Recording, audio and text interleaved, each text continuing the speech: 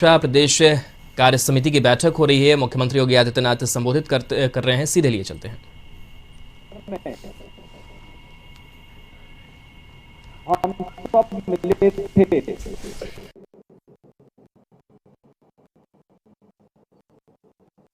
उस समय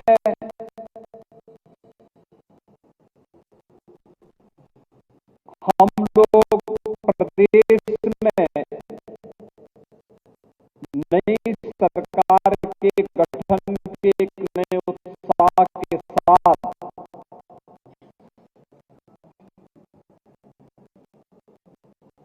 एकत्र हुए थे। नए संकल्प के साथ आगे बढ़े थे।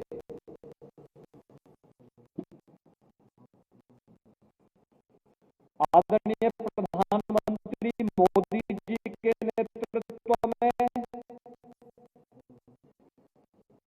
उनके मार्गदर्शन में देश की आबादी के सबसे बड़े राज्य उत्तर प्रदेश में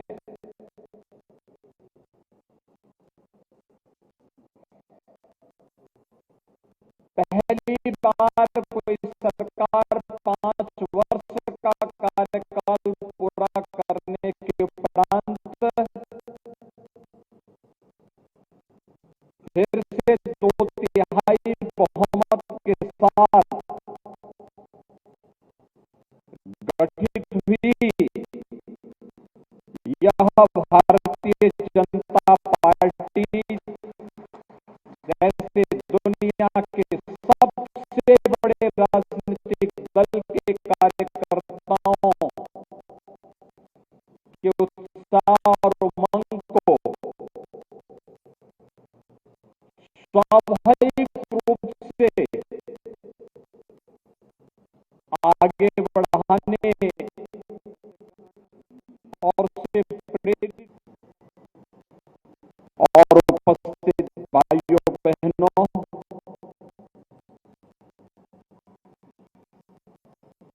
प्रदेश की राजधानी लखनऊ में 7 माह के उपरांत आयोजित प्रदेश कार्य समिति की आज की इस बैठक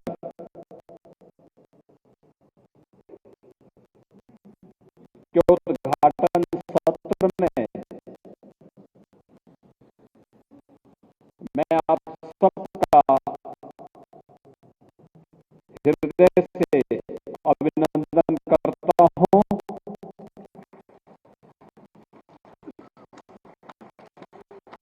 ये हमारे लिए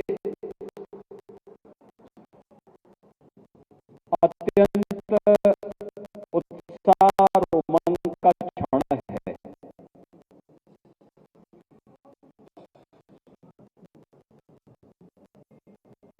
आज से 7 माह पहले पूर्व जब हम लोगों ने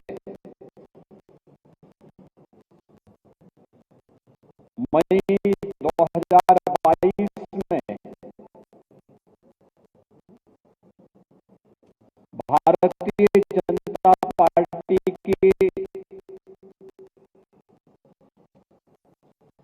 प्रदेश कार्य समिति के अवसर पर सरदेव अटल बिहारी वाजपेयी कन्वेंशन ये पहली बार हो रहा है कि दुनिया की बड़ी बड़ी ताकतें जब कोरोना जैसी महामारी के सामने पस्त हैं,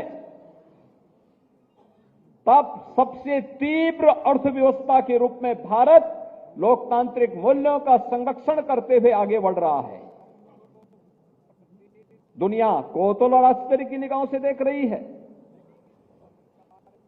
जहां भी दुनिया के अंदर संकट आ रहा है, लोगों की आशाएं प्रधानमंत्री मोदी जी के ऊपर, हर व्यक्ति इस बात के साथ कि जो नारा 2019 में लगा था भारत के अंदर कि मोदी है तो मुमकिन है, आज मोदी है तो मुमकिन है, ये केवल भारत का नारा नहीं बल्कि वैश्विक नारा बन चुका है, वैश्विक मंत्र बन चुका है।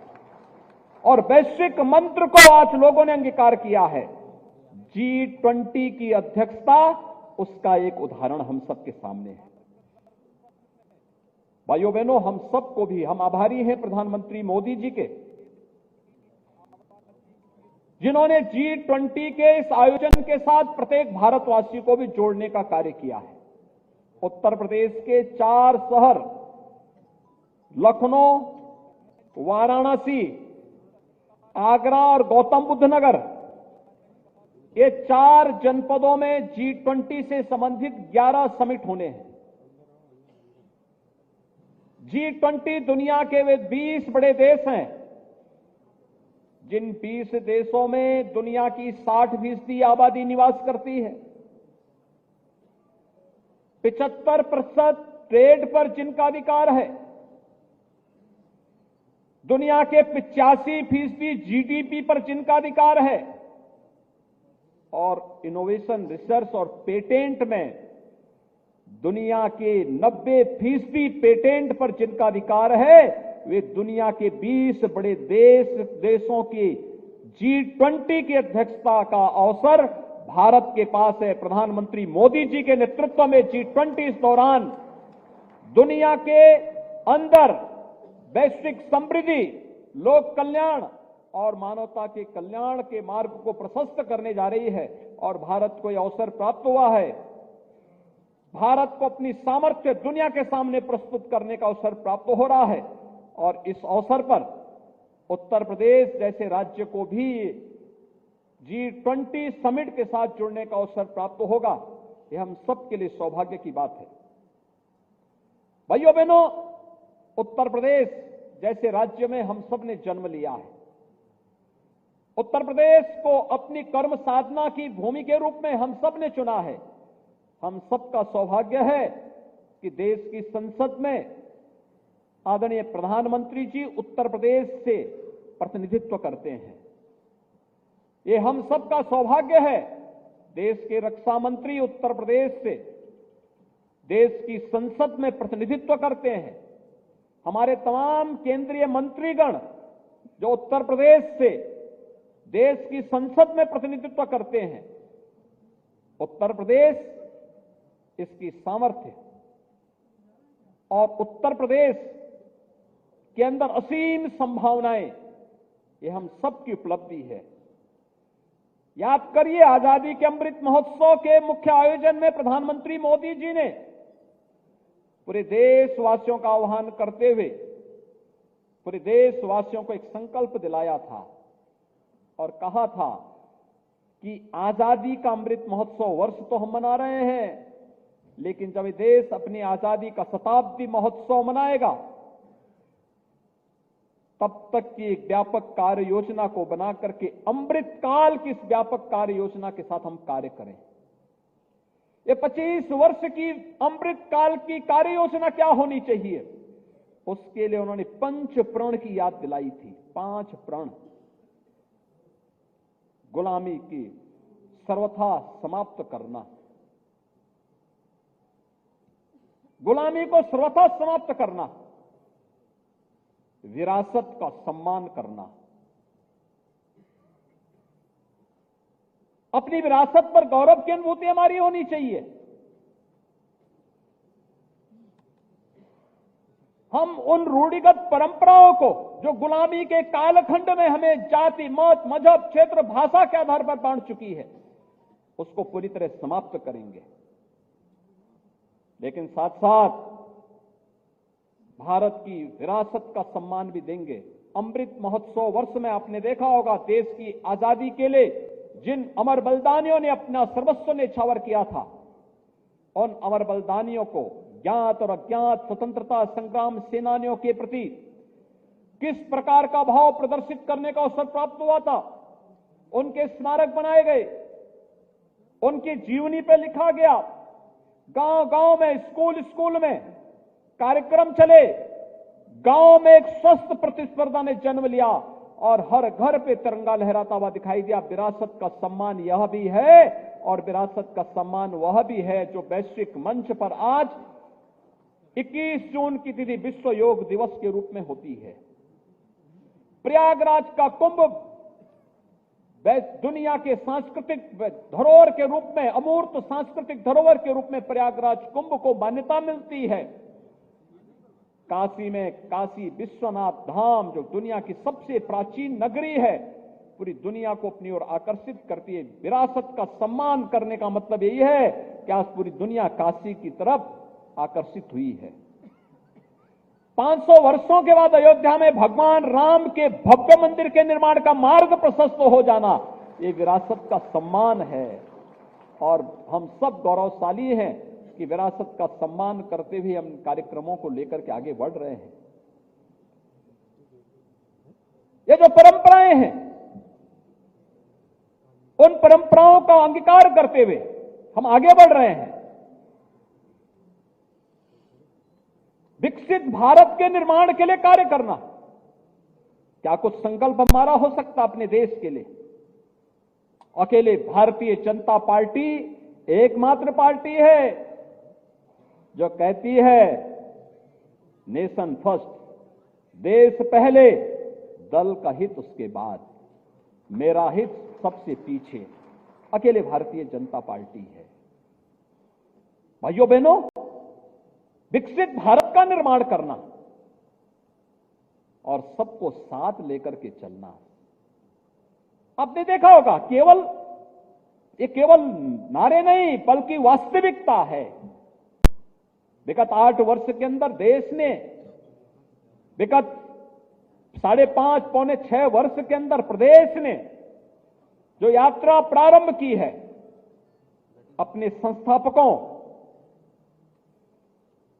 अपने नेतृत्व के भावनाओं के अनुरूप कहीं भी अपने मूल्यों, अपने आदर्शों से विचलित हुए बगैर इन 5 प्रणों को साथ में लेकर के हमने कार्य करना प्रारंभ किया और आज उसकी तस्वीर हम सबके सामने है।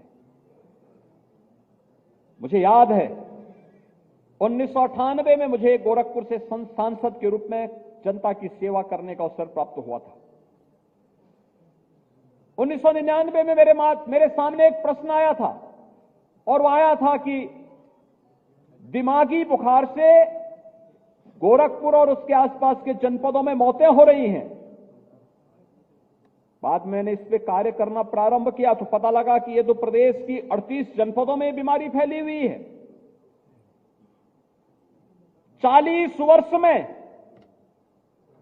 50,000 बच्चों की मौतें इस बीमारी से हुई थी। ऐसा नहीं कि इसका उपचार दुनिया के अंदर न रहा हो। जापान ने 1905 में दिमागी बुखार का वैक्सीन खोज निकाला था, इस बीमारी को नियंत्रित किया था। लेकिन भारत के अंदर दिमागी बुखार का वैक्सीन आने में कितना समय लगा? 100 वर्ष लगे। 100 वर्ष। जिन लोगों ने देश के अंदर 55 वर्षों तक शासन किया, क्या उनको ये मासूम बच्चे नहीं दिखाई दे रहे थे जो उत्तर प्रदेश के अंदर दम तोड़ रहे थे? लेकिन उनके एजेंडे में गरीब नहीं था, किसान नहीं था, मजदूर नहीं था, युवा नहीं था, वे माताएं नहीं थी जिनके मासूम बच्चे दम तोड़ रहे थे। उनके एजेंडे में तो जाति थी, जाति, मत था, मजहब था। और आश्चर्यजनक, इंसेफ्लाइटिस से होने वाली 90% मौतें अल्पसंख्यक और अनुसूचित समाज से होती थी।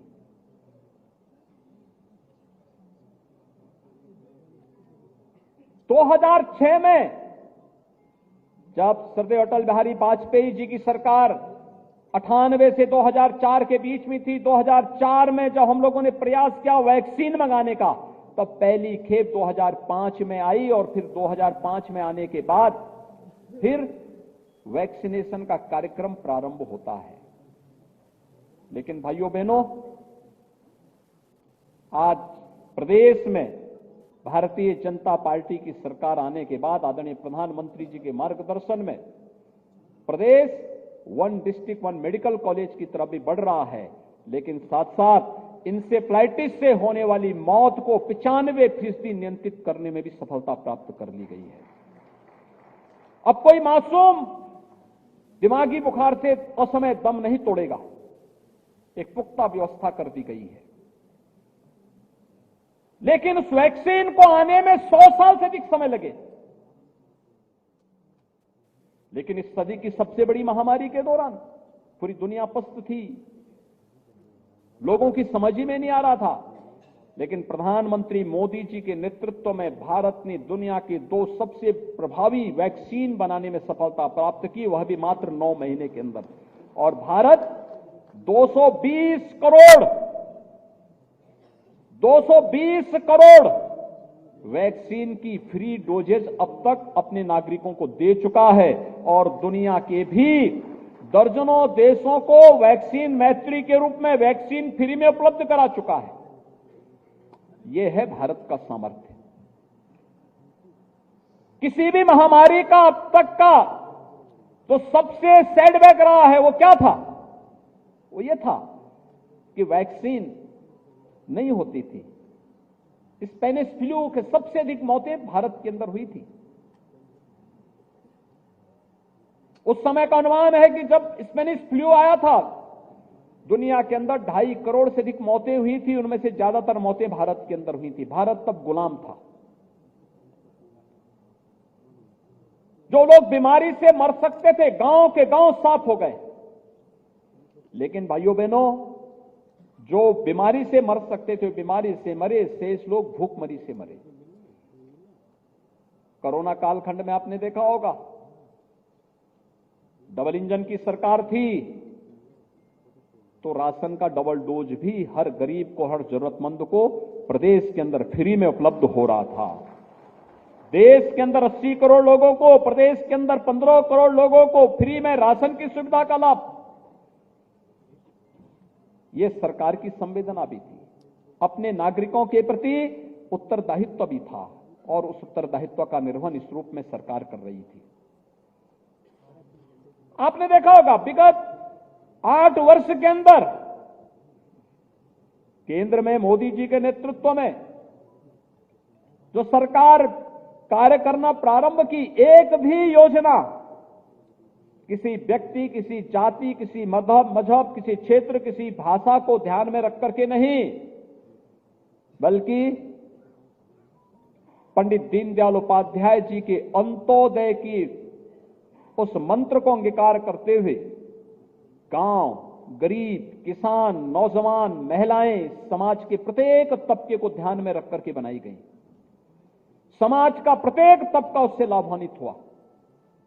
कौन सा ऐसा तबका है जो ये कह सकता है कि मेरे साथ भेदभाव हुआ हो? कोई तबका ऐसा नहीं, हर एक तबके को इस योजना का लाभ दिया गया। राशन